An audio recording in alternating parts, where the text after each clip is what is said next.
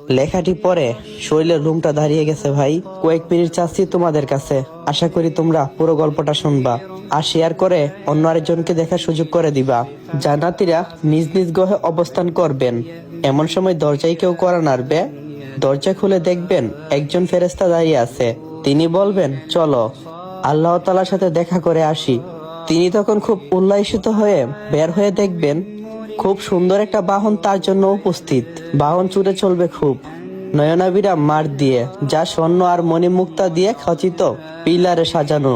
জান্নাতীরা খুব পরিতৃপ্তি নিয়ে ছুটবে। এমন সময় আলো দেখবে, আলোর পর আলো আরো। জান্নাতীরা তখন উল্লাসিত হয়ে ফেরেশতাদেরকে জিজ্ঞাসা করবেন, আমরা কি মহান আল্লাহকে দেখছি? তখন ফেরেশতা বলবেন, না, আমরা সেই পথে ছুটছি।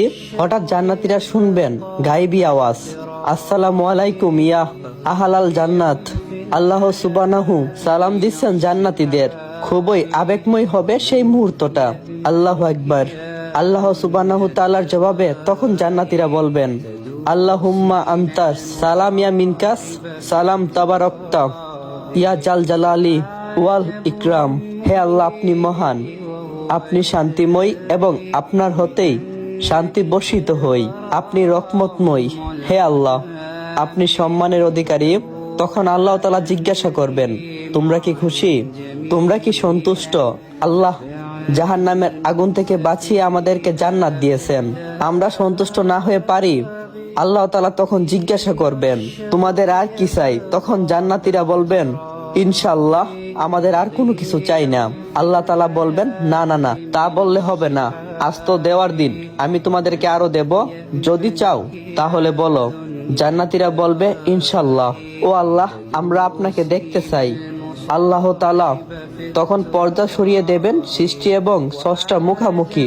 চোখ বন্ধ করে একটু চিন্তা করুন, সারা জীবন দুনিয়াতে যাকে ডেকেছেন, যাকে না দেখে চোখ দিয়ে অজরে পানি পড়তো, কাউকে না বলা আপনার একান্তই কথাগুলো যাকে বলছেন, খুব বিপদে কেউ নেই কেঁদে কেঁদে যাকে বলছেন, পকেটে টাকা ঘরে খাবার নেই, অনিশ্চিত ঔষধ দেখে খাবারের ব্যবস্থা করছেন যিনি, কতই চাওয়া মাকে বলিনি, বাবাকেও বলিনি, রাতের আধারে কেঁদে কেঁদে মহান আল্লাহকে বলছি, কত অপরাধ করছি কেউ দেখিনি, একজন দেখছেন, কিন্তু তিনি গোপন রেখেছেন, বারবার ভুল করেছি, তিনি ক্ষমা করছেন, অদৃশ্য ইশারায় সাবধান করে দিয়েছেন, মমতাময়ী মা আমার আদরের সন্তান, প্রিয়তমা স্ত্রীর ভালোবাসা দিয়ে অদৃশ্য ভালোবাসা আমাকে যিনি দিয়েছেন আর সবচেয়ে বেশি ভালোবেসেছেন, সবচেয়ে আপন সুমহান প্রতিপালকের মুখামুখি। সাহাবীদের প্রশ্নের জবাবে নবীজি সাল্লাল্লাহু আলাইহি সাল্লাম বলবেন, আমরা যেমন পৃথিবী থেকে চাঁদকে স্পষ্ট দেখি, আমরা আল্লাহ সুবহানাহু তাআলাকে ঠিক এভাবেই দেখব ইনশাআল্লাহ।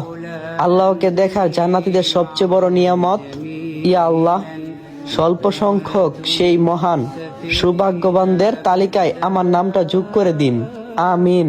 জোর করব না। যদি ইসলামিক এই গল্পটা আপনার কাছে ভালো লাগে, তাহলে আপনি আপনার বন্ধুদেরকে শেয়ার করতে পারবেন। আর মহানবী হযরত মুহাম্মদ সাল্লাল্লাহু আলাইহি সাল্লাম বলেছেন, যে ব্যক্তি আমার কোনো হাদিস শুনছে অতঃপর অন্যের কাছে শেয়ার করে দিয়েছে, তার জন্য মৃত্যুর পর রয়েছে সেই জান্নাত। সবাই বলি আমিন। আসসালামু আলাইকুম এভরিওয়ান। তো কেমন আছো তোমরা? আশা করি আল্লাহর রহমতে অনেকটাই ভালো আছো। আল্লাহর রহমতে আর তোমাদের ভালোবাসায় আমি অনেকটাই ভালো আছি। অনেকদিন হয়ে গেছে যে তুমগরে আমি আগের মতো গল্প দিতে পারতাছি না। আসলে একটা ঝামেলার মধ্যে পড়ে আছি, তাই গল্প কন্টিনিউ করতে পারতাছি না। আশা করি খুব তাড়াতাড়ি আপনাদের মাঝে নতুন গল্প আমি নিয়ে আমো। আর সবাই ভরপুর ভালোবাসা দিও। আর আশা করি সবাই গল্পগুলো বেশি বেশি রিপোস্ট, লাইক আর কপি লিঙ্ক করে দিবা।